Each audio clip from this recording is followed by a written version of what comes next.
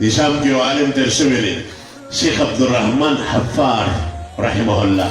د حفار معنا د قبر کلستونکي موږ د پښتو کې ګورګخ وایو چې دا قبر کوي.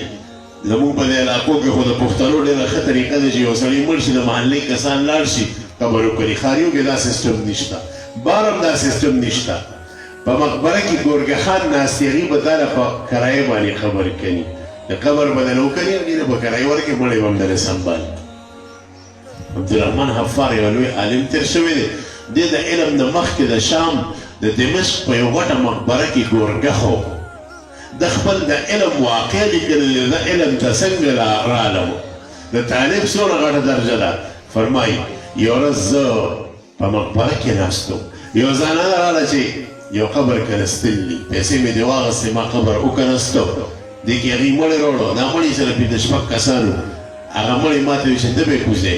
مړی مې کوز کړو، چې څنګه مې قبر ته کوز کړو، لحد کې مې کېښودو، د لحد دا طرف ما ته کولو شو، باغونه شنه ښکارېدل.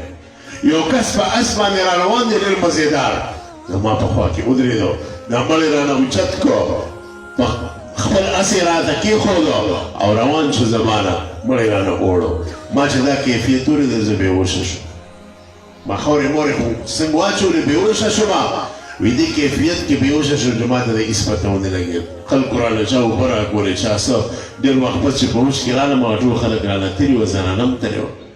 د الله نظام د څه موده پس بیا دا زنانه راغله او ما ته یې چې یو قبر کوي، پیسې مې ترې واخیستې.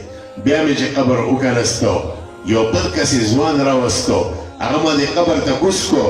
کتل مې هغه شان دا قبر ما ته د راحت په طرف باندې کولو شو، باغونه ښکارېه. یو ښکلی انسان په اس راغی، دا مړی رانه اوچت کړو، ځان سره یې وړوه او دې پېره له ما ځان کلک کړو، بېهوشي راباندې رانغله، ځان مې کلک کړی وه. نیغ نیغ مې ورته کتل، د قبر نه راوختم، دې زنانه ته مې اواز وکړو چې ودرېږه، تا سره مې کار دی. هغه ودرېده، ما ته وایي دا څوک وه؟ دې سره خو عجیبه حالات مخې ته رال. ما ته وایي څنګه حالات؟ ما ورته وایي چې دغه شان کسان رال، ځان سره په اس باندې وړو او ډېر په عجیبه ښکلي کیفیت کې وه. ما ته یې وویل چې بچې دا دواړه زما زامن وو. دا کشر زوی طالب و، ده به مو مدرسه کې طلب علم کو، او دا مشر زوی مې ترکاو، ده به چې کومې پیسې ګټلې د مدرسې ته مې د کشر نه لېږلې، د دې کشر یې پالنه کوله. هغه ته به ته به د دنیا کار نه کوې، زه به ستا دپاره پیسې ګټم، کور نه به م زه ګټم او تا نه به زه پیسې درلېږم.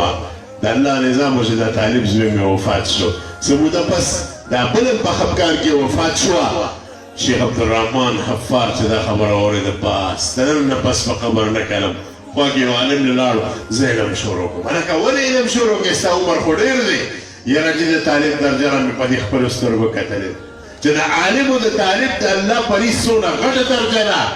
زه یم چې دغه درجه حاصله کړم. نو هغه جومات کې علم شروع کړو.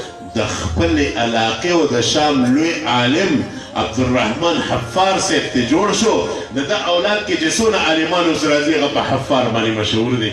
د حفار ګورګخ دا لفظ ځکه د ده سره لګي او د ده د خاندان سره، ځکه په اول ځل دی ګورګخ او د علم دپاره دغې مقبرې نه راوتې وه. ورو د عالم او د طالب ډېره غټه درجه یې ګورې، عالم ته چېرته سپکول وګورې.